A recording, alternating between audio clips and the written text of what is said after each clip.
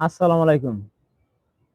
আমি তাইনুল স্যার, প্রভাষক, Bangla, Rafiqul Islam school and college, Dhaka. প্রতিদিনের মতো আজকেও আমি তোমাদের সামনে একটি সুন্দর টপিক নিয়ে হাজির হয়েছি। আর আজকের টপিকটি হচ্ছে বিখ্যাত কবি শামসুর রহমানের অন্যতম কবিতা তোমাকে পাওয়ার জন্য হে স্বাধীনতা। এই কবিতা থেকে এসএসসি পরীক্ষায় প্রায়ই প্রশ্ন এসে থাকে। আর কবিতাটি অত্যন্ত সুন্দর এবং গুরুত্বপূর্ণ। প্রথমেই জেনে নিচ্ছি কবি পরিচিতি। শামসুর রহমান 1929 সালে 23 অক্টোবর ঢাকায় জন্মগ্রহণ করেন। তার পৈতৃক নিবাস ছিল নরসিংদী জেলার পাড়াতলী গ্রামে। আর এই শামসুর রহমানকে নাগরিক কবিও বলা হয়, কেননা তার কবিতায় নগর জীবনের মানুষের আশা, আকাঙ্ক্ষা, সুখ দুঃখ, প্রেম প্রীতি ভালোবাসা এবং মানুষের যে চাওয়া পাওয়া তা ফুটে উঠেছে। শামসুর রহমান অনেক কাব্যগ্রন্থ রচনা করেছেন।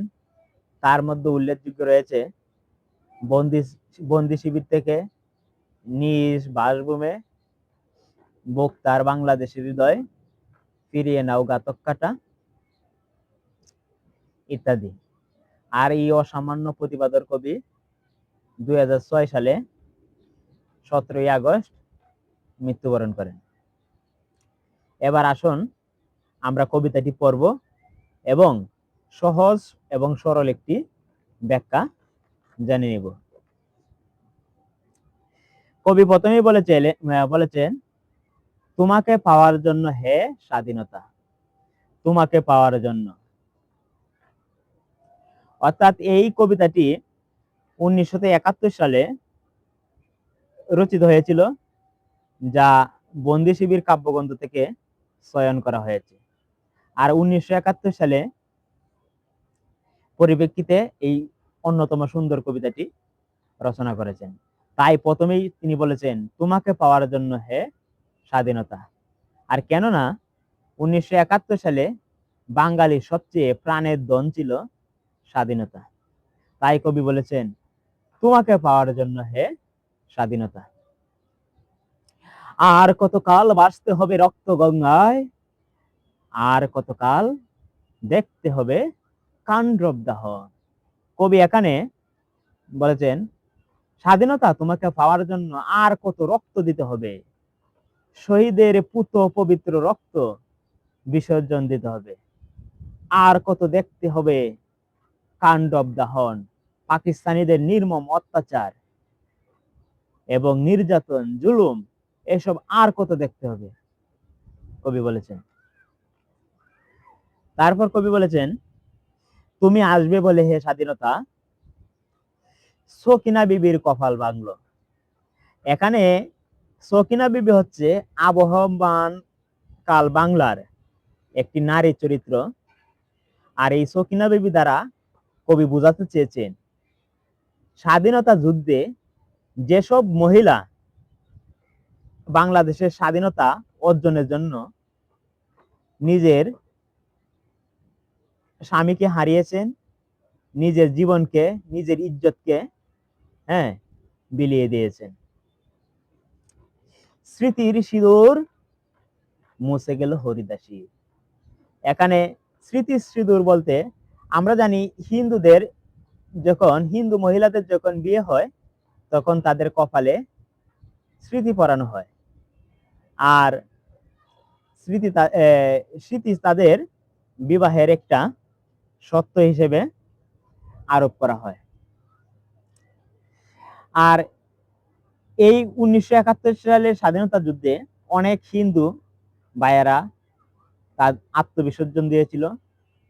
আর তাদের আত্মবিসর্জনে তাদের প্রিয়তমা স্ত্রী বিধবা হয়েছিল।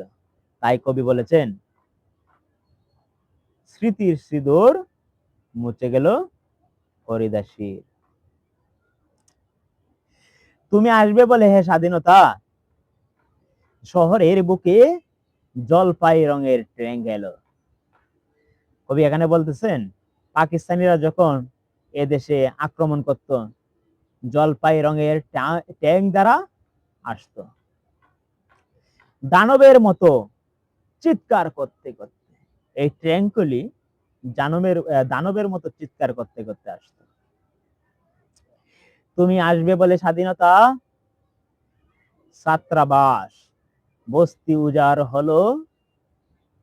কবি এখানে বলেছেন স্বাধীনতার জন্য ছাত্রাবাস বস্তি একেবারে উজাড় জনশূন্য হয়ে গিয়েছে। রিকেলেস রাইফেল কই ফুটালো যত্রতত্র।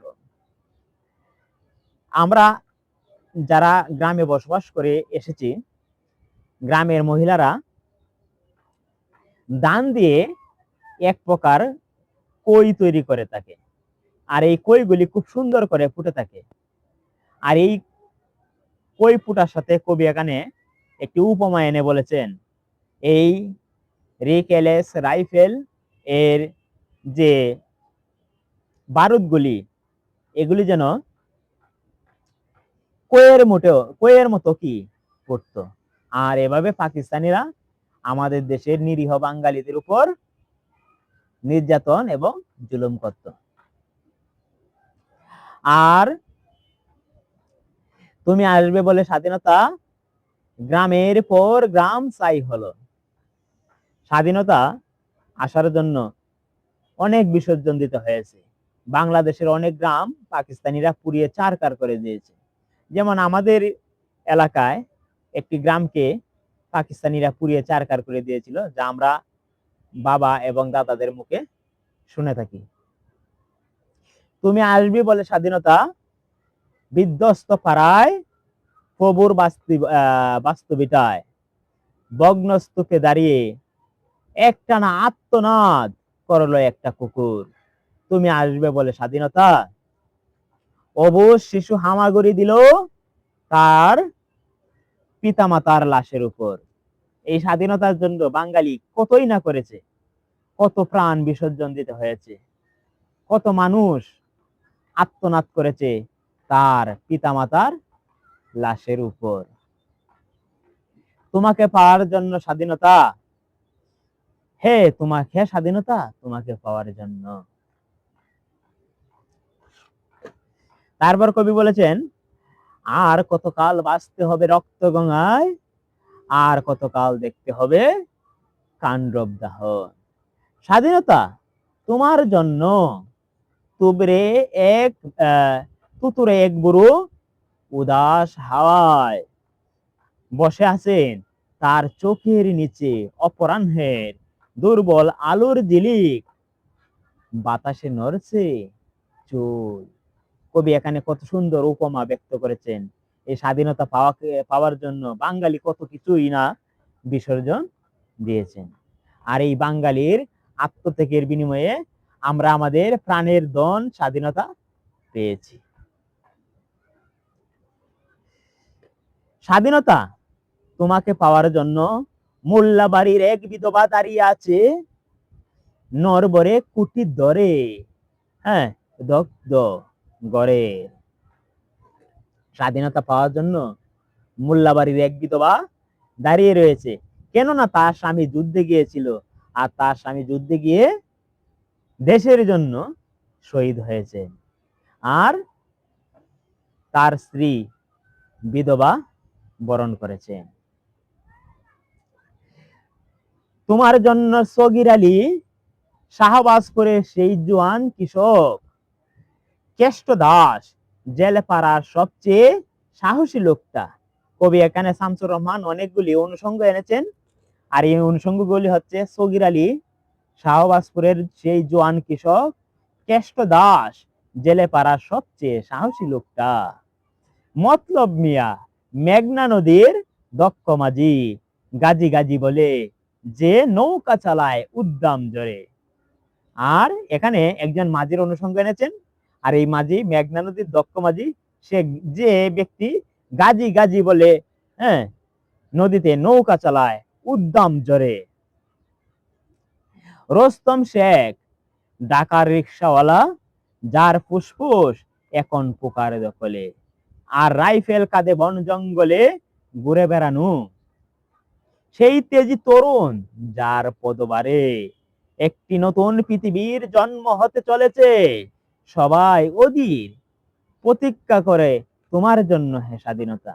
আসলেই পৃথিবীর মানচিত্রে 1971 সালে একটি দেশ, একটি স্বাধীন সার্বভৌম অখণ্ড বাংলাদেশ সৃষ্টি হয়েছিল, তৈরি হয়েছিল।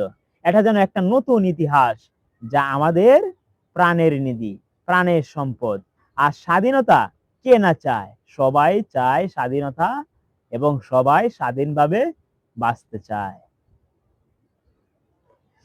পৃথিবীর এক প্রান্ত থেকে অন্য প্রান্তে জ্বলন্ত ঘোষণার ধ্বনি প্রতিধ্বনি শুনিয়ে তুলে নতুন নিশান উড়িয়ে দামামা বাজিয়ে দিগির দিক, অর্থাৎ চারপাশে পৃথিবীর এপাশে ওপাশে উত্তরে দক্ষিণে পূর্বে পশ্চিমে চারপাশে দামামা দামামা যুদ্ধের ঘন্টা বাজিয়ে কি এই বাংলায় তোমাকে আসতেই হবে স্বাধীনতা, তোমাকে আসতেই হবে স্বাধীনতা, হে স্বাধীনতা তোমাকে আসতেই হবে।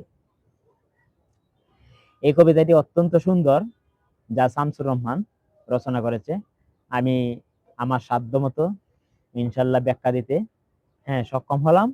আশা করি প্রিয় পাঠক, প্রিয় শ্রোতা, আমার প্রাণ প্রিয় ছাত্রছাত্রীরা, অবশ্যই তোমাদের এই কবিতাটি ভালো লাগবে এবং তোমরা উপকৃত হবে।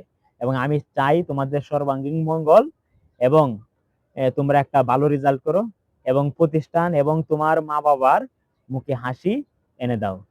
সবার জন্য শুভকামনা এবং দোয়া রইল, এবং তোমরাও আমার জন্য দোয়া করবে। এবং যারা আমার চ্যানেলের নতুন, তারা আমার চ্যানেলটি সাবস্ক্রাইব করে রাখবে। আজকের মতো এখানেই শেষ। আল্লাহ হাফেজ। আসসালামু আলাইকুম।